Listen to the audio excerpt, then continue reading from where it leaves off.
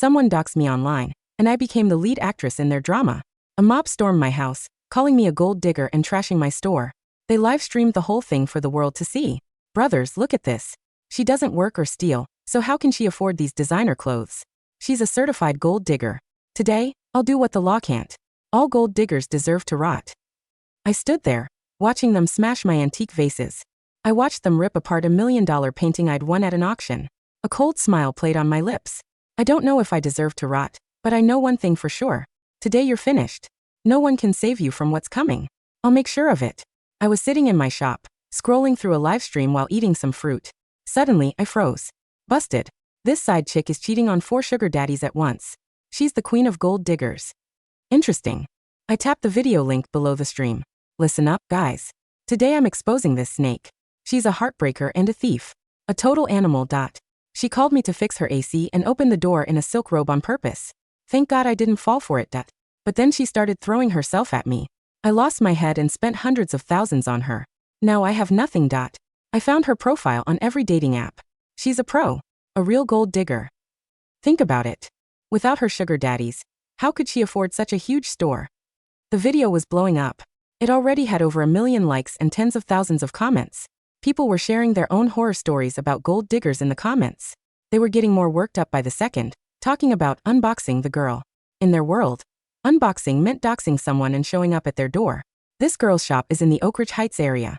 That place is a gilded cage for trophy wives and sugar babies. Oak Ridge Heights? Wait, was I the one being hunted? Oak Ridge Heights was a convenient, high-end neighborhood. The residents were mostly successful professionals. I chose this spot for my boutique because of the great location. I never imagined it would be called a gilded cage by these people. While I was still processing this, the front door swung open. Are you Mia? Are you the owner here? I didn't think much of it, assuming they were customers. That's me. Before I could finish, a heavy hand slammed across my face. I hit the floor hard, my head spinning. A hulking man had hit me, followed by several younger guys. They all had bleached hair and were holding their phones up to film. The leader called himself Big Vince. He grabbed me by my hair, forcing my face toward the camera lens. Look closely, boys. Big Vince just unboxed the Oak Ridge Gold Digger. One of the punks checked the address plate outside and gave a thumbs up.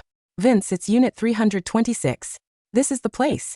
The big man gave a predatory grin, his breath smelling like stale cigarettes. We've got the target, thanks to the fans. Now let's get real. Let's show these gold diggers what happens when you play with people's lives. Boys, let's go. The live stream chat went wild. One of them pulled down the metal security shutters on my door. Big Vince is the man. Keep it real. Beat her. That's what she gets for lying. Trash like her deserves whatever happens. I've seen her before. She was getting out of a Maserati last week. The crowd online was bloodthirsty, but I was just confused. What gold digger? What did this have to do with me? Vince didn't care about my confusion. He started filming every corner of my boutique. Look at this, brothers. It's the middle of the day and this huge spa is empty. You think she pays the rent with hard work? No, it's sugar daddy money. This scammer has ruined so many lives to get this cash. Hit that follow button. Big Vince is taking out the trash today. I tried to stop him, but the younger guys pinned me down. Vince saw the viewer count skyrocketing. He pulled out a metal baton and started smashing everything in sight. I watched him destroy my life's work and screamed, "Stop it. You have the wrong person. If you don't stop, I'm calling the cops. None of you will get away with this." Instead of backing off, they laughed. Vince shoved the baton right against my cheek. You think I'm scared of the cops? Go ahead, call them. You're a fraud. Do you even have the guts to report this? The punk holding my hair slapped me twice, his rings cutting my skin. Shut up, you lying B*TCH. Don't you dare threaten my boss. Exactly. We're doing the community a favor. One less gold digger means one less broken family. We're the good guys here. Why would we be afraid of the police? Grab the tools, boys. Smash it all. The punk with the bleached hair started swinging his baton. He was clever, though. He avoided the expensive-looking machines and focused on the porcelain vases on the shelves. He didn't realize that those vases were genuine antiques. I had bought them from the city's top auction house. I spent hundreds of thousands on them. Just one of those broken vases was enough to send them to prison for a long time. The lobby was a disaster zone. But they weren't satisfied. They started eyeing the private VIP rooms in the back. I couldn't stay quiet anymore. Stop. Please. Vince let out a cold laugh. He kicked the door to my private suite open and barged in. Brothers, the gold digger is panicking. She's definitely hiding something dirty in here. The more she begs, the more I want to see what's inside. Vince started tearing the room apart. This was where I took my naps and kept my personal things. My clothes and private belongings were tossed onto the floor like garbage. Look at this. No wonder there's a private sign on the door. This isn't a spa. It's a Bordeaux. Vince used his baton to hook a pair of black lace underwear. He waved them in front of the camera with a disgusting smirk. The live stream chat exploded with insults. She really is a professional. Keeping slutty outfits in her shop? Gross. Probably for her sugar daddies. Who knows what kind of sick stuff they do here. No decent woman keeps this stuff at work. Disgusting. Smash it. Break everything. These are just tools for her scams. I felt like I was going to faint. Those were my personal clothes. I had just picked them up from the dry cleaners to take home. I didn't understand why this was happening to me. Vince's face twisted into a snarl. Don't worry, brothers. Big Vince is getting justice for everyone today. We're leaving nothing behind. At his command, the punks started smashing my wardrobe and vanity. One of them spotted the oil painting hanging above the bed. He raised his baton to strike it. I lunged forward and grabbed his leg. Not that painting. Please. It was my grandfather's favorite. If you leave it alone, I swear I won't call the police. Vince laughed so hard he nearly choked. He grabbed me by the hair again and shoved my face toward the lens. Hear that? The gold digger is begging. That's a confession, boys. She knows she's a fraud. Now, should we smash this painting? You guys decide. The viewers were in a frenzy. Smash it. She bought it with stolen blood and sweat. She's crying crocodile tears. Think about the family she ruined. Break it. It's just another prop to make her look classy for her clients. Burn it. I'm sending a lying gift right now. Smash that thing. Vince's eyes turned red with greed as the expensive digital gifts rolled in. You heard them. You've pissed off the whole internet. This is what you get for being a home wrecker. But I had never done any of those things. I earned every penny I had through hard work. He let me go and personally swung the baton, shattering the frame and tearing the canvas. I took that moment of distraction to scratch the punk holding me. I bolted through the back door of the shop. I didn't forget to lock it behind me from the outside. In the chaos, they had snatched my phone. I ran toward the property management office barefoot. I needed to call for help. There were always staff on duty during the day. If I could just get the police there, I could clear my name. I reached the office and saw the manager staring at his phone. Call 911. They're trashing my shop and they attacked me. We paid a fortune in management fees every year for security. I chose this place because it was supposed to be safe. According to our contract, they were responsible for our protection. Seeing the manager, my legs gave out and I collapsed on the floor. I thought I was saved. Then, I heard a familiar voice coming from the manager's phone. It was Vince's live stream. I looked up, and my heart stopped. The manager was watching the raid. Wait, it's you? You're the gold digger Vince is exposing today? You're a home wrecker and a thief, and you have the nerve to come here and complain? God, you deserve this. I always knew you were a fake. How else could a girl like you afford this place? I was shaking with rage and fear. What evidence do you have to insult me like that? Just let me use the phone. The manager gave a nasty laugh and grabbed my arm so I couldn't leave. My heart sank into my stomach. The man who was supposed to protect the tenants was joining the mob. The contract and the security promises were just jokes. No wonder Vince felt so untouchable. He probably had guys like this backing him up everywhere. Suddenly, Vince's voice boomed from the phone, asking if anyone had caught the runaway. The manager connected to the live stream immediately. Yo, Vince. I've got her right here in the office. I'm the only one on duty today, and she ran straight to me. The B*TCH tried to act like a victim, but I was watching your stream. She can't fool me. He looked so proud of himself, like he was a local hero. Also, let me tell the viewers. When she bought this unit, an old bald guy was with her and paid the bill. Definitely a sugar daddy. I even saw them hugging and acting all cozy. He had a luxury car parked right outside. I screamed at him. That was my father. He helped me set up my business. Since when can't a girl hug her own dad? The manager sneered. Oh, listen to her. Now that she's caught, she's turning her sugar daddy into her father. How original. Trust me, I've seen thousands of girls like you in this neighborhood. You think you're smart? Just wait for Vince to get here.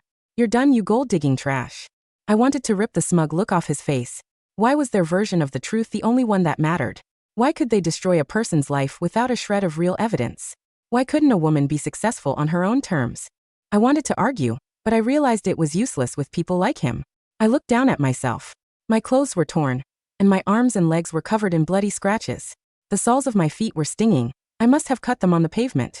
I had tried to explain, but no one wanted to listen. Or rather, they didn't want to believe me. Suddenly, I heard the sound of sirens. I looked toward the street. The owner of the shop across from mine was leading the police toward us. He had called them for me. I was actually going to be okay. I screamed for help, and the officers came running. The manager's face went pale, and he tried to let go of my arm and run. I grabbed him with every bit of strength I had left. Where are you going? Weren't you the hero of the community 5 seconds ago? He panicked and tried to whisper into the live stream, telling Vince to get out because the cops were here. I saw it all. Every bit of this was evidence that would put them behind bars.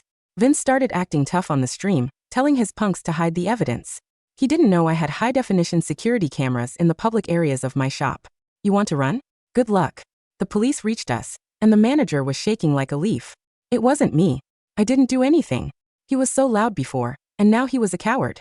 The property manager's fingers dug into my arm, his grip slick with cold sweat.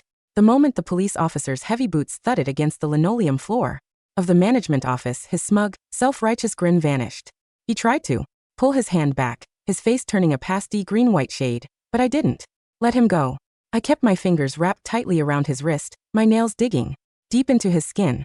Officer. The manager squealed, his voice rising to a high-pitched, frantic whine. It's a misunderstanding. I was just holding her here to prevent her from running away. She's the gold digger from the stream. I was trying to preserve the peace of our community. The lead officer, a stern, gray-haired captain named Miller, looked at the manager's hand on my torn sleeve, then at my bloody scratches, and finally at the phone on the desk, which was still blaring Vince's live audio. Step away from the victim, sir, Captain Miller said, his voice flat and hard as iron. Now, 2 officers immediately moved in, forcing the manager's hands behind his back and clicking heavy steel handcuffs around his wrists. The manager began to weep, his legs buckling as they pinned him against the wall. Where is the group? Captain Miller asked, turning to me. In my shop, I said, my voice dry and raspy, but carrying a cold, absolute calm. Unit 326. I locked the metal security shutters from the outside before I ran. They're trapped. Let's go, the captain barked. I led the officers down the paved courtyard of the Oak Ridge Heights complex. The neighboring shop owners had gathered near the entrance, their faces filled with worry and shock as they saw my torn clothes and bleeding feet. When we reached Unit 326, the metal shutters were still down, but from the inside, the muffled sound of shouting, banging, and the occasional crash of glass could still be heard. Vince and his punks had realized they were locked in, and were trying to pry the steel door open with their batons. Open it, Captain Miller said. I pulled the key card from my pocket, swiped it against the security panel, and hit the release button. With a heavy mechanical groan, the steel shutter began to rise. Inside, the lobby of my boutique looked like a war zone. Shards of imperial white porcelain lay scattered across the floor like fresh snow, mixed with the torn fabrics of my custom drapes and the shattered remains of my vanity. Vince was standing in the center of the room, holding his metal baton, his phone still mounted on a tripod in front of him. When he saw the 3 armed police officers standing behind the rising shutter, his jaw dropped, his tough guy internet persona evaporating in a single second. Cops. Vince stammered, his fingers trembling as he tried to hide his baton behind his back. Officer. Look, we were doing a public service. This girl is a fraud. She's a gold digger. The internet wanted us to expose her. Captain Miller walked into the ruined lobby, his boots crunching over the broken antique porcelain. He didn't look at Vince. He looked at the shattered frame of my grandfather's painting hanging lopsided on the wall. Vince, the captain said, his voice quiet. Do you have any idea what you've done? It's just a little property damage, officer. The punk with the bleached hair yelled from behind Vince, his voice laced with panic. We'll pay for the glass. We'll pay for the table. No, I said, stepping into the room. You won't. I looked at Vince's phone, which was still live broadcasting to over 300,000 viewers. I walked over, grabbed the phone from the tripod, and looked directly into the camera lens. To everyone watching this stream, I said, my voice clear and freezing. My name is Mia Vance. My father, Marcus Vance, is the chairman of the Vance Real Estate Group, the very group that owns this entire commercial district. And the porcelain your hero just smashed on camera. Well, let's talk about the price. Within an hour of the arrests, the precinct was a flurry of high-level activity. My father's convoy of 4 black, armored SUVs had pulled into the police parking lot, completely blocking the entrance. A team of 6 top-tier corporate attorneys from the Vance Group, led by our senior legal counsel, Richard Vance, strode into the precinct's VIP holding room. My father, Marcus Vance, the bald, successful businessman the manager had called my sugar daddy, rushed into the room, his face a mask of cold, unbridled fury. He didn't care about his corporate dignity. He ran over and threw his arms around my shoulders, his hands shaking as he saw the bandage on my cheek. Mia, he whispered, his voice thick with emotion. My beautiful girl, what did they do to you? I'm fine, Dad, I said, leaning against his shoulder. But your favorite painting, it's gone. My father slowly stood up, his eyes turning to Richard Vance. Richard, I want the most comprehensive, ruthless civil and criminal prosecution this state has ever seen. I want everyone involved, the streamer, his assistants, the property management company, and the platform that allowed the broadcast to be stripped of every single asset they own. Consider it done, Mr. Vance, Richard said, opening his leather briefcase and laying out several files on the table. He looked at Captain Miller, who was standing by the door. Captain, Richard said, his voice flat and precise, our official appraisers have finalized the damage report for Unit 326. We are filing charges for first-degree grand larceny, criminal conspiracy, and destruction of historical, cultural relics. He slid the first document forward.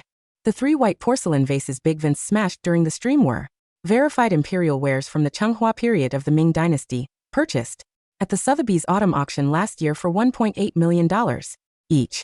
The invoice and the national authentication certificates are attached. The precinct captain's eyebrows shot up. $5.4 million for the vases.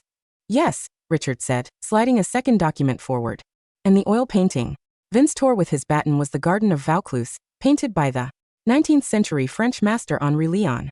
It was purchased by Marcus Vance at a private Geneva auction for $3.6 million and was on temporary loan to Mia's boutique. He looked at the captain, his expression completely devoid of warmth. The total material damage exceeds $9 million. Under State Penal Code, Section 487, this is a Class B felony carrying a mandatory minimum sentence of 15 years in a state penitentiary, without the possibility of parole. The silence in the holding room was absolute. Vince and the property manager, Gary, were sitting in the adjacent interrogation room, separated from us by a one-way mirror. Gary was already hyperventilating, his head tucked between his knees, crying hysterically as he realized his community hero act was about to cost him the rest of his youth. I didn't know. Gary's muffled screams came through the wall. I swear I didn't. No. Vince told me she was just a cheap escort. I was just trying to help him. Please, let me call my mom. The trial of the decade took place in the Grand Hall of the county courthouse. Thanks to Richard's flawless legal strategy, the trial was open to the public, and the regional media outlets were live broadcasting the proceedings. The very internet fans who had sent Vince lions and laptops during the raid were now watching his ultimate, pathetic collapse. Vince sat at the defense table, his bleached hair now a messy dark brown, his expensive designer clothes replaced by a cheap, wrinkled suit.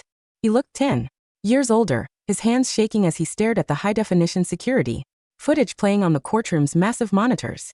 The video was brutal. It showed Vince laughing, waving my silk underwear in front of the camera, and boasting. Big Vince is getting justice for everyone today. We're leaving nothing behind. The prosecutor stood at the podium, looking at the jury. The defense claims that Mr. Vince was simply playing a character for entertainment, and that he had no malicious intent. But as you can see in the footage, the defendant was actively encouraging his viewers to donate money in exchange for destroying precious, irreplaceable historical relics. He turned to look at Vince, his eyes cold as ice. This wasn't internet drama.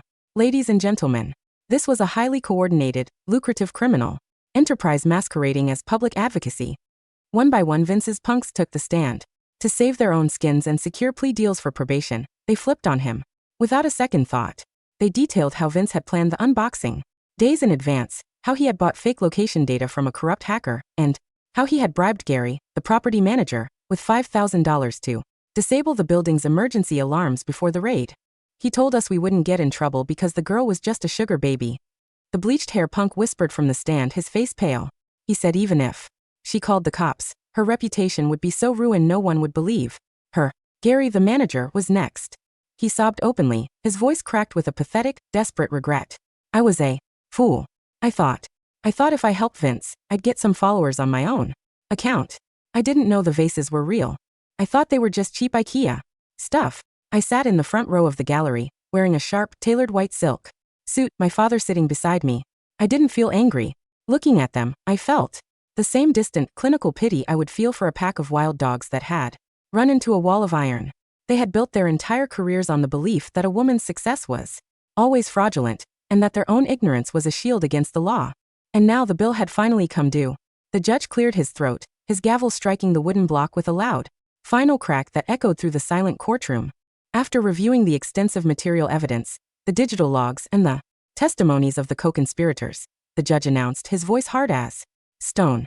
This court finds the defendant, Vince Miller, guilty on all counts of first-degree grand larceny, criminal conspiracy, and malicious destruction of cultural property. He is hereby sentenced to 18 years in a state penitentiary. Furthermore, the defendant is ordered to pay full civil restitution to the victim, Mia Vance, in the amount of $9.6 million. Vince let out a strangled, pathetic whimper and collapsed onto the defense table, his forehead hitting the wood with a dull thud as the bailiff stepped forward to click the heavy handcuffs around his wrists. Gary was sentenced to 6 years for conspiracy and breach of fiduciary duty, and the property management company was hit with a landmark $50 million civil judgment for gross negligence and failing to protect their tenants. The streaming platform, terrified of my father's legal team, issued a formal front-page public apology on their app, permanently banned Vince's account, and froze his legal creator trust fund, amounting to over $1.2 million in accumulated ad revenue, transferring it entirely to my bank account as the first installment of his restitution. I stood up from my seat, adjusted my collar, and walked out of the courtroom. As we stepped out of the heavy wooden doors, a swarm of reporters and photographers immediately rushed toward us, their flashbulbs going off in a blinding frenzy. Miss Vance, how do you feel about the verdict? Do you have anything to say to the viewers who doxed you? I stopped on the stone steps of the courthouse, looking at the sea of cameras. I didn't hide. I didn't run. To everyone who watched that stream, I said, my voice calm, clear, and carrying a quiet, freezing certainty. The internet is a place of short memories and cheap laughter. But the law has a very long memory. If you choose to follow a bully, remember this. The stage you build for them today might just be the very cage you sit in tomorrow. I turned and walked toward my father's waiting convoy, my steps light and steady, on the stone stairs. 1 year later, the grand opening of the newly restored Vance Gallery and Spa in Oak Ridge Heights was a spectacular success. The lobby was beautiful, designed with minimalist concrete, wide glass windows, and a quiet, expensive scent of fresh pine and lavender. The marble shelves were decorated with verified, Imperial Ming Dynasty porcelain, vases even grander and older than the ones Vince had destroyed, bought with his frozen creator funds. And hanging proudly above the fireplace in the private VIP lounge was my grandfather's favorite oil painting, The Garden of Vaucluse. It had taken a master French restorer 9 months of meticulous, microscopic work to stitch the canvas back together, but looking at it now, the scars on the paint were completely invisible. It was more beautiful than it had ever been. I stood by the fireplace, wearing a comfortable linen dress, a glass of champagne in my hand, watching the warm afternoon sun streaming through the glass windows. The boutique was packed with successful, laughing women, all discussing our new botanical treatments. There were no batons. There were no screams. And there was no gray static. The neighboring shop owner, who had called the police for me, walked over and clinked his glass against mine. The gallery looks absolute perfection, Mia. Congratulations. Thank you, David, I said with a warm, genuine smile. I couldn't have done it without you. As he walked away to join the other guests, my phone buzzed in my pocket. It was a notification from my bank. The final installment of Vince's family's asset liquidation had been processed, and the civil judgment was officially paid in full. I looked at the screen, a slow, gentle smile playing on my lips, and then I slipped the phone away. The mob had wanted to show the world what happens to a gold digger, but in the end, they had only succeeded in showing the world what happens when you try to burn down a house built of iron. I took a slow, sweet sip of my champagne, completely at peace. The drama was over. The stage was empty, and my masterpiece was finally complete.